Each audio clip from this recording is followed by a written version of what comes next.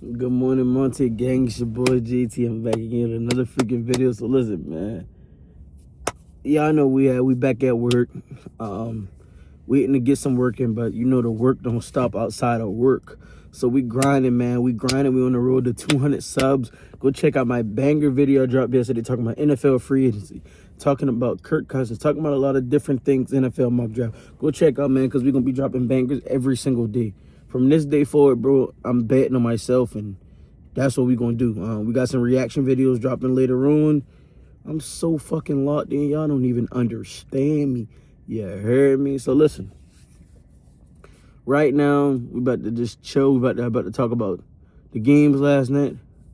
Unfortunately, talk about some big things that happened, and then we got some NFL stuff to break down, things like that. I ain't going to hold y'all up too long. This is going to be a quick little video.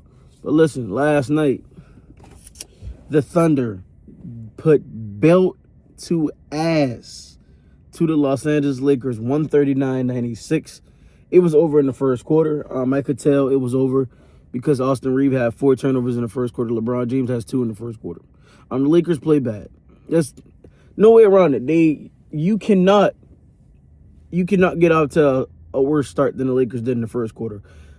The first quarter tell me everything about the Lakers. If the Lakers come out slow and lethargic, they're not going to win the basketball game. Let's check out some of these stats, man. The biggest thing for me, the Lakers shot 43% from the field. Oklahoma shot 53%. The Lakers were 7-30 from 3. OKC was 19-42. 21-27 free throws. OKC really didn't go to the line like that last night. So all that stuff y'all saying about SGA foul beating, Rays beating, they had 13 free throw attempts last night as a team together. Basically, they made the Lakers did old-fashioned basketball. Get it out the net. Like my brother them used to tell me growing up, hey, you want the ball? Get it out the net, bro. They couldn't get a rebound. They couldn't. Second chance points, they got killed in second chance points last night. The rebounds, 50-38 OKC. Assists, 32-20 OKC. 12 steals. The Lakers had 18 turnovers. 18 turnovers, y'all. You're not going to win. The biggest news coming from the night, Luka Dončić left the game with a hamstring injury. MRIs coming, I think, possibly later on today. They got 5 games left in the regular season. They got that 3rd seed. Right now, Denver is haunting them on the 3rd seed. I think Denver is like a half game back. 2 games are a half game back. So it's going to be very interesting. Lakers, if I'm Los Angeles, I'm trying to stay at that 3rd seed because in the first round, you will get Minnesota, which you sent you home last year. Anthony Edwards, they're coming off Anthony Edwards having a great year. It's ridiculous to see how the Lakers played last night. Bronny got some minutes in. He played okay. He got script like 3 or 4 times coming up the court because Carson Wallace is a pest. When the Lakers don't come out with the energy and they turn the ball over, you're not going to win. Your ass will be going home in the first round. And that's going to show you a big piece was missing last night in Los Angeles. For Los Angeles, Marcus Smart. I didn't realize how big Marcus Smart was until last night. Because Marcus Smart will guard your perimeter defender. I know they was like, oh, Marcus Smart, he really don't make a difference. It's the small things, the loose balls, the second chance points, the guarding out there on the wing on the 3 defenders. Like, Lou Dort was 4 for 4 from 3 in the first quarter. He had 14 in the first quarter, halfway through the middle of the first, making threes from the corner, making threes from the wing, top of the key, step back. Like, he made it look easy, and Shea did what Shea does, but Lou Dort really started that effort and getting the 3-ball going early. J-Dub was attacking the basket with anything. That goes to show you what I said was correct last night. I said Jackson Dart should be in the starting lineup over DeAndre Ayton. It was some instances in the game where the Lakers trying to get back in the game. DeAndre Ayton, instead of going up like a big man, you floater. That's not going to work, bro. Jackson Hayes came in and gave some Lakers some great energy late, but I think he should be in that starting lineup. He can catch a lob from Luka. He can catch a lob from LeBron James. He can run the floor with Austin Reeves. He can run the floor. I said yesterday, Jackson Hayes can get 10 points a game. If he's starting 20 to 30 plus minutes a night, he can get 10 or plus points just by running the floor with Luka and LeBron on the court. because they were fine. LeBron played okay last night. It really wasn't no standout performance from anyone on the Los Angeles Lakers. Like, Jake LaRivia was 3 for 10, 32 minutes, 6 points. LeBron James, 13 points, 3 of 7. In no instance, there's no game where LeBron James shouldn't take under 10 shots. 13 points, 6 rebounds, 2 assists. Austin Reeves, 5 and 9. Like, they played horrible. Bronny had 10 points. He was 4 for 8 in his 18 minutes. Luke Kennard, 33 minutes, 7 points. And Jackson Hayes had 12 points in 21 minutes. DeAndre Ayton had 8 points in 20 minutes. That goes to show you that he deserves to be on the floor. Rui Hachimura, 2 for 9. He played horrible. The Thunder was just outmatched. Shea had 28, 12 of 25. He's keep building on his MVP case. Isaiah Joe, 6 for 8 from three-point range. E.J. Mitchell, 4 for 7. Jarrett McCain had 4 threes. Carson Wallace, 3 threes. Wiggins, 3 threes. Kirk Williams had 3 threes. Like, they were making their three-pointers at will last night. Lou Dort, he was 4 or 6 from three-point in the first quarter. Like, it's just OKC showed you why they were outmatched, and they were missing Caruso. Like, so I'm interested to see what the Lakers do going forward. If you look at the Western standings right now, and that Lakers loss just came more critical. Right now, the Spurs still got a chance to get the 2 seed. They got a couple games to get up. Right now, they're 61 and 16. You got the Spurs at 59 and 18. The Lakers 50 and 27. So that 3rd seed coming to question now, because if the playoffs ended today, they will play the Timberwolves. If I'm the Lakers, you don't want to get that 4th spot where you have to play Houston and Kevin Durant and the Rockets. That would be a favorable matchup, but that would be a very interesting matchup. The Nuggets, they're a game behind, man, and it just goes to show you what is really going to happen. It's just interested to see what's going on. Like, hold on.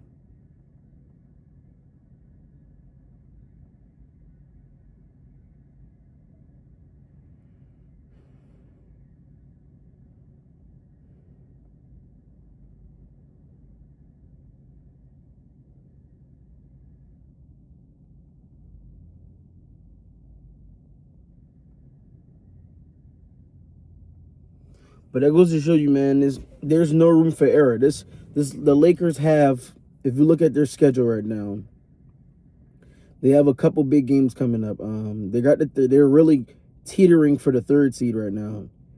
This 3rd seed is gonna be. They got the Mavericks on Sunday. Then you got OKC again on Tuesday. You got Golden State. You got Phoenix, and then you ended off with the Jazz.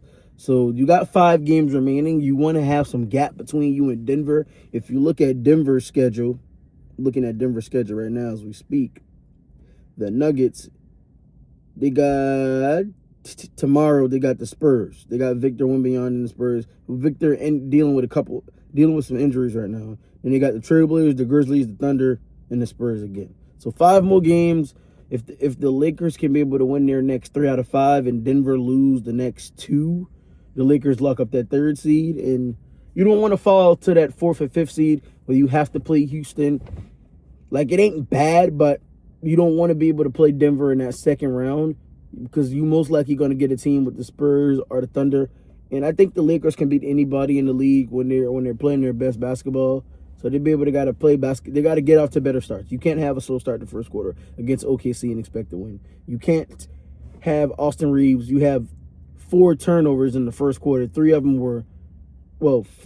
of them were horrible, and 1 was a dead ball, which wasn't your fault. But you can't be that lack of the ball, because we're dealing with OKC. They're a pest, bro. They will poke. They will go after the ball each and every time. Like, you just played horrible. And Lakers got to get better at that. LeBron James, you got to play better as well. You got to be able to be more aggressive. Luka, you got to be more aggressive. When those 2 are aggressive, the Lakers are at their best. When they're coming out passing and lethargic and not trying to win, you're going to get your ass sent home in the 1st round. Next, Luka Dončić and Anthony Edwards might be ineligible for NBA awards. I know the NBA got this 65 rule game where the players, if you don't play a certain amount of games, if you don't play 65 plus games, you'll be ineligible for awards. Anthony Edwards, I think he was out last night with an ankle injury or a knee injury.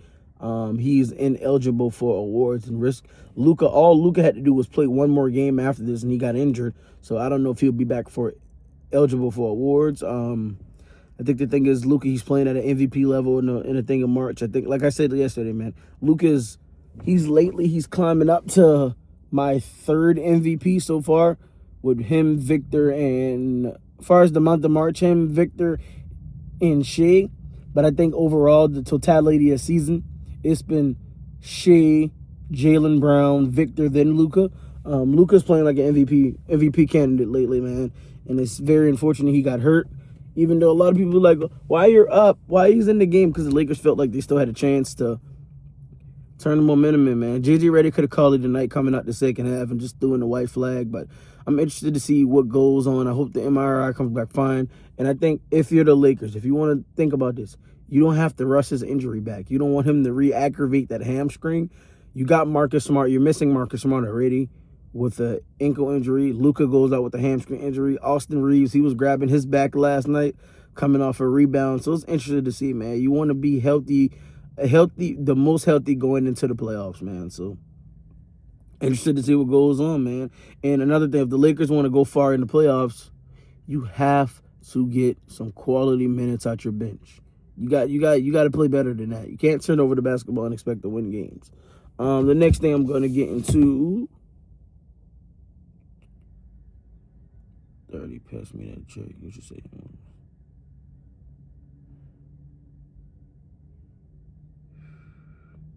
The Carolina Panthers came out with their mock draft last night. And this their mock draft 5.0. The article was written by... Who was it written by? Fuck wrote this article. Let me scroll all the way down. Wow, you don't tell me who wrote the article. Okay. So this is Carolina Panthers mock draft. So this is for ESPN mock draft. So Fox Sports got the Panthers at 17th, selecting Dylan Thiemann. They said out of Oregon. They said Carolina made a career at linebacker with a ball carries his head. Thiemann is a safety, is a perfect fit for the Vikings at 18 or the Bengals in this scenario. The Panthers might need a trade up to get his services. The Lions have 9 picks, but only 2 of them in the top. Carolina might offer a 4th in his compensation because this safety, he's a very good athletic safety. He can make every tackle, he can make every play. I agree with that. I like him at safety just because we have Nick Scott, the veteran, who's been there for so long. His spot is basically secured with Dan Morgan. And right now, you got Lathan Ransom. You think you got Damani Richardson as well. So I'm interested to see where they go. Next, you got NFL Network gotten us trading up for edge, Akeem Minister. I don't really think we need another edge. Because honestly, the Jalen Phillips signing was very good, but I was thinking that I was like, okay, you got Jalen Phillips, you got Princely, you got Nick Scorton, and you still got Pat Jones coming back. So we got some guys and we got depth at that edge position that we can use. And we also got some key pieces, man. So I'm interested to see where we go in the draft with that. Next, we got, CBS Sports got us getting Avon Terrell at cornerback position. I'm going to tell you why I'm not mad at us getting Avon Terrell. Yes, he had an injury at the combine. It was some questions about his injury. At Clemson, he was long. But I said this last night. I said, if we're able to get up in that spot in the Carolina Panthers, most likely, when you do your job in the free agency and you do your job in the offseason, it's always next player available. Best player available. If you go Avon Terrell, I won't be mad. Just because you got J.C. Horn, top 3 corner in the league. Stop disrespecting J.C. Horn. Outside of Pat Surtain and Derek Slingley, I think Gonzo is not better than J.C. Horn, in my opinion, just because of injuries and he couldn't stay on the field. But J.C. Horn early in his career couldn't stay on the field. I just think J.C. Horn is a better cornerback than Gonzo. That's just my personal opinion. You can debate me in the comments. I don't care what you really say. We could throw receipts too. Yeah. What else? Avion Terrell, yes. We got Corey. A lot of people dismiss Corey Thurton coming off an ACL injury. A knee injury is very key. Corey Thornton was a great cornerback last year for us inside that slot. He was playing some of his best football. He just had got his opportunity from the practice squad because Shaw Smith-Wade was injured, and he played. He had a couple pass breakups. He was making a couple good reads. He was just play recognition was everything. And I think Corey Thornton was a hidden gem for Dan Morgan in the draft. I think he was undrafted if I'm not mistaken.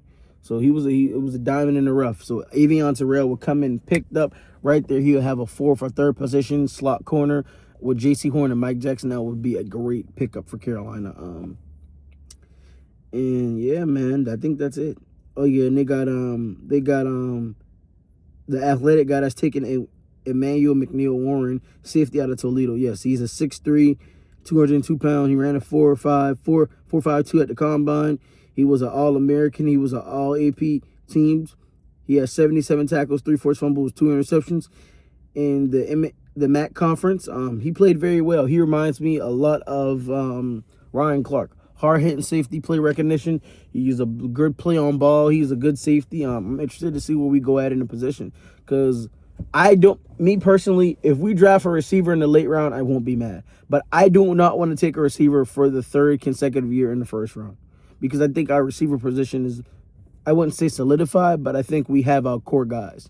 We select Xavier Legette in 2024. 2025, we got Teddy McMillan, which was well gifted for, I love that. I love the fact that we selected Teddy McMillan. I love that. Oh, I love that so bad. But Xavier Legette, I saw that Xavier Legette and Bryce Young and Teddy McMillan and Jimmy Horn Jr. working out. I think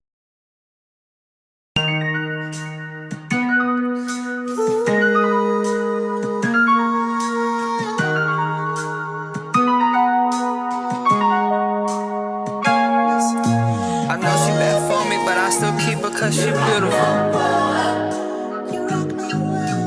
Know she bad for me, but I still keep her, better take off. Know she bad for me, but I still keep her. they were in Cali. They're working out, getting some good work, and I love it. I love it. Bryce Young always building that chemistry with their. But I think for Carolina Panthers, far as we'll get into more of the Panthers during the OTAs and the draft. We're also gonna go live during the draft. And I'm interested to see what Carolina. We're going to be live on Twitch during the draft. I'm interested to see what happens. I cannot freaking wait till the NFL draft, man. And that's Carolina prospects, man. Another thing, in the last topic we're going to get into, debates. This is a debate that's really going through my head right now as far as the NFL. I love the NFL, and I love what they do. Kirk Cousins, he signed with the Raiders, that big contract.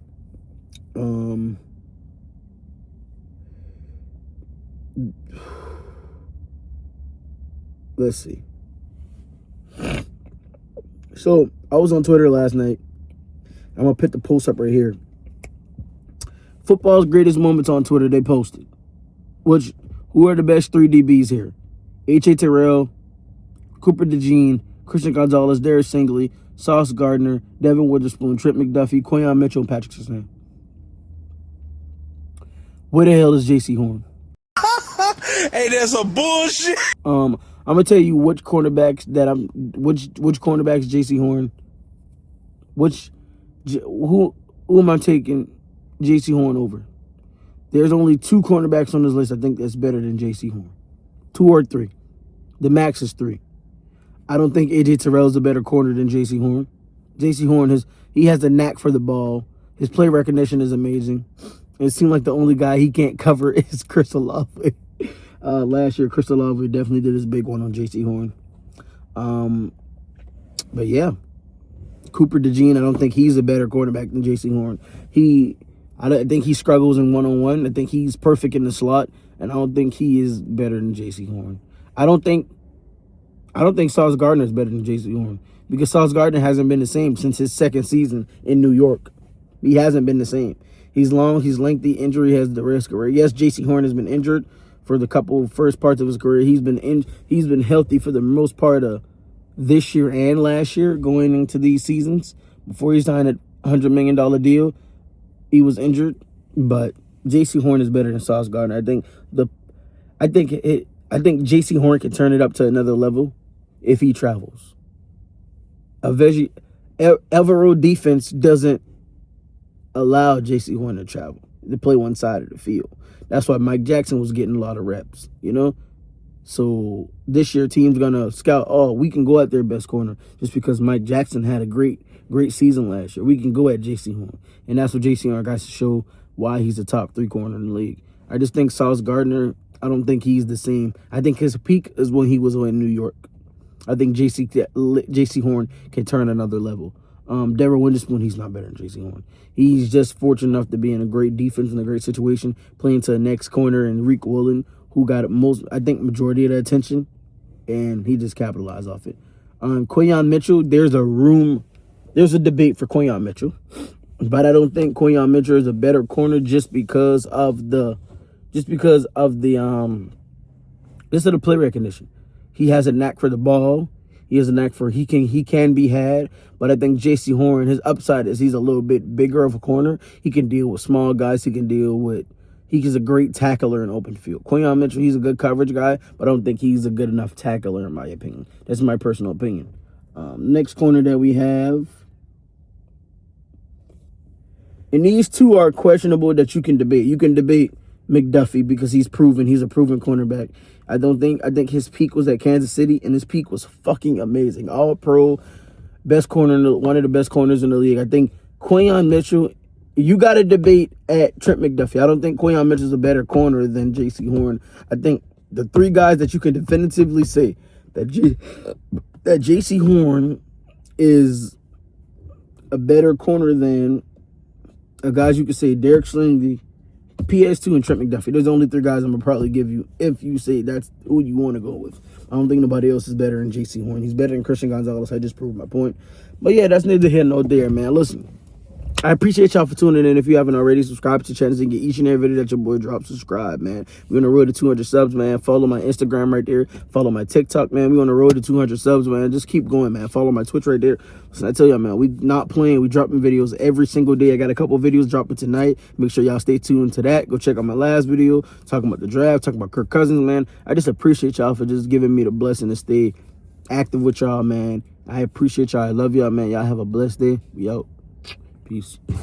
I swear I'm living my dream. Live it up, live it up. I understand you a 2000 baby and you kinda wild. Live it up, live it up.